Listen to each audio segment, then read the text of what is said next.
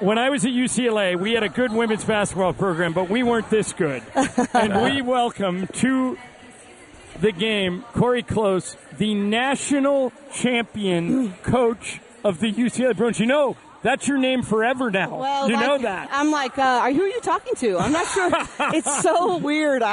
It's been such a whirlwind, and really it's just so fun to represent our great city, to watch these women be able to inspire others. And so it's just really been a really wonderful thing. Are you still answering texts? I'm not even close to what it feels like a daunting task, but of course I'm so appreciative that everybody would reach out. But all of a sudden when we got off the plane coming back, I had 1,800 texts, and I'm just like, oh, okay, here we go. You deserve it. Yeah. So many people help you get to where you are. As a closing, that game was well decided long before the final buzzer. As the game was winding down, who were you thinking about the most? Well, I've had so many people in my village. My dad passed away, 5 years ago, but, Coach Wooden, all the mentors and coaches. Maybe they were poured watching into me. together. Well, I did have that thought. Wood. I said to Betsy Johnson about Rayford Johnson, I said maybe Betsy or maybe Rayford and my dad are watching together, and they're dragging Coach Wooden in there too. So who knows? Did you did Ann Myers get to talk to the girls before the game? She didn't. She's involved so much. We see her all the time. She actually came to our practice the day before the semifinal game against Texas. And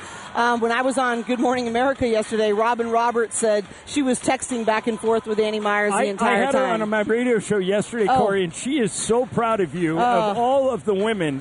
And, I felt really good about your chances at this Final Four. And I want to throw this at you. Okay. Kobe told me years ago that when they got destroyed in Boston in 2008, that was the first step at winning in 2009. Was it similar for your group? Yes, I think, it was embarrassing. I mean, we had this banner year. We'd never been number one. We were number one for 15 straight weeks. And then we had all this optimism, and we got spanked, in the semifinal game. Well, I saw Paige Beckers down here somewhere, and I was like, darn you. But the reality for us is that it was a really necessary teacher, and I'm not sure anything could have taught us better. Hang around with us for a second here, Cori. You can call the game with us. Here's Caruso with the ball. Lakers down 7, 34-27. And now Jared McCain, who they traded for midseason from Philly and has been great, comes in for the first time. Aaron Wiggins has it. Dribbles left, stolen by Bronny. Gets it left side to Hachimura. Lakers have numbers. Rui down the middle all the way. Powers it up and in. Looked like Lauren Betts down there. Yeah, something like that. Gabriela Jaquez, the way she flew around in the finals on Sunday. She was fantastic. Here's Aaron Wiggins. Throws it right side. Kason Wallace gives it to A.J. Mychal. Mychal dribbling. Throws it left side. Wiggins for three, no good. Rebound, Dalton Connect, picked up by Bronny, and here come the Lakers. Bronny up the right side, dribbles around a pick from Maxi Kleber, goes back to Kleber. Three-pointer, no good. Rebound, Hartenstein. 34-29, OKC by 5. Here comes Jared McCain, right side, 15-foot jumper in and out, no good. Rebound, Hachimura. He dumps it left side to Kobe Buffkin. Buffkin into the front court. Down the middle all the way, loses it, and they call a foul. He should go to the line to shoot 2 free throws. Good, we get to talk to Cori. I know, I'd rather talk to Cori. Cori, I'm sure you've heard this from everybody. I'm just so proud of you. As somebody who went to UCLA, I don't know if you know what you and the other women did for the city. I mean, we were in this funk. The Lakers got terrible news last week. Their whole team got hurt. The men went out early when their best player, Tyler Bilodeau, got hurt. Right. And you just kind of carried the hopes of Westwood into this tournament, and I thought you would win. I didn't think you'd win by 28. And in full transparency, neither did I. Why do you think? Was it your defense or something else? Yeah, it was our defense, but honestly, it was our attention to detail in our prep. I actually turned to my director of operations and said, we're going to win this thing right after our walkthrough that morning. They just had I will not be denied look on their face. Good for them. Yeah, absolutely. Every team has a heart and soul player. Yeah. Who's their heart and soul player for the I'd have Bruins? to say Gabriela Jaquez. She's just a warrior and so tough. It fills up the stat sheet, But heart and soul today, I mean, Kiki Rice is dating Kason Wallace. So, hey, we got all kinds of connections to this game. Well, you mentioned there's a great driving shot right there by A.J. Mychal. Cori, I know I'm not naive. I know there are better, more talented players in women's basketball in the college game than Kiki Rice, but I'm not kidding when I say this. I would not have traded her for any of them. No. I just thought her composure and the way she just kept looking at you in the middle of the game, and she was so under control. Hachimura, 10-footer.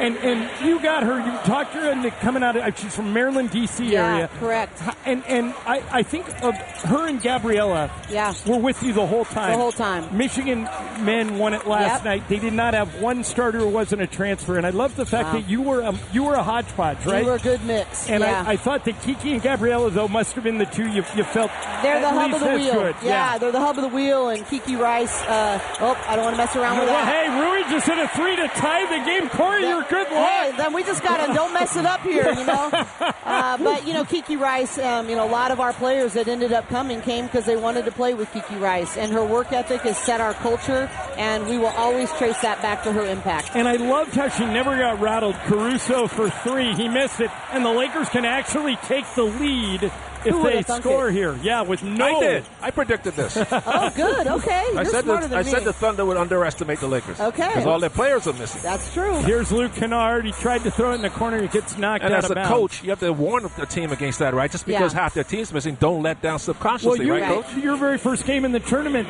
Cal Baptist kind of gave you a run in the beginning. That's exactly right. We didn't really play very well. We weren't just quite locked in enough in that first half there, and then we didn't end up winning it by 53, but we did not start out very well.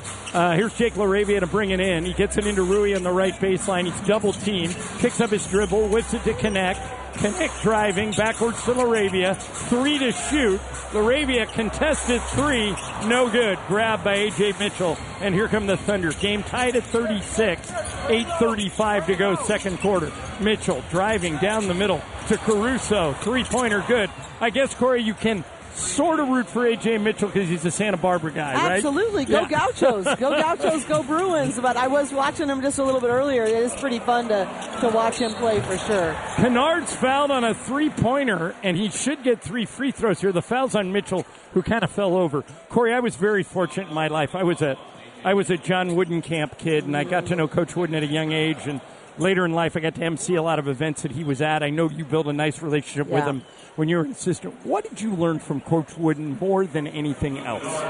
To truly surrender outcomes, and if you really value the process and really have your best joy and attention to detail in the present day, the outcomes will find you. I thought you were going to say something like that. I thought you might even say the thing I took from him is you got to scout your opponent, but don't worry about the other team as much as you worry about your own. Your own, absolutely. And I sense that with your group. Yeah, they were very much dialed into what is our identity. The whole thing, the whole tournament was be us. Be us. Yeah. Play to our identity, trust in our process, trust in our work, and literally the results will take care of themselves. Well, Coach Wooden was your idol, right? Yeah, he's my mentor for 15 years. But I don't understand that because he was always so calm on the sideline. I know, and I am not. You're just the opposite. But Mychal loves that about you. I love that about you. He compliments you about that all the time. But you know what's funny about it is that, I'm out there, and he also used to tell me, don't coach like me, coach the way you're wired to do it. And I'm a passionate person, and it would be unauthentic to do it any other way. Well, Mychal made the joke the other day, but he was only half kidding that you don't need to work out after games because you work out during them. I averaged 4,500 steps. Yeah. Did you put a pedometer on? Yeah. Someone said, you need to track that. And I did. And I'm not necessarily proud of it, but that's how it is. Cori, let me tell you something. As a UCLA grad, I speak for thousands of people in Los Angeles in telling you how proud we are of you and your team. Yeah. And I was taken aback by, and you deserve this, all of the people that congratulated you after it was over. Caitlin Clark tweeting to congratulate you. Don Staley, I thought, was really magnanimous. As Kennard goes to the hoop and they call timeout. We'll let you get back to the game. Go ahead, Mike. I tweeted out or X'd out these days that Lauren Betts, you got to mention her, of course, is UCLA's third greatest center, pound for pound. Am I wrong about that? Behind Lou Alcindor and Bill Walton, of course. She's absolutely spectacular. She's a generational player. I think her best days are even ahead of her. She's been just incredible, but I'm even more proud of her courageous vulnerability to share about her struggles with mental health and how that has impacted so many. We have people lining up just to tell her how much she's affected their lives after even road games. She was awesome. Incredible. Cori, thank you so much for doing this, and most of all, congratulations. Yes. Thank you. You're the best. Go to sleep at some point this week. At some point, but I will tell you, I want you to know when you say the city is proud of us, that does not go unnoticed or unappreciated. We really do respect and represent the city in which we're representing, and it's meaningful to hear you say that, so thank you. Great to have you here. That's Cori Close. We'll take a break. Lakers hanging in. 42 all on the ESPN LA Lakers Radio Network.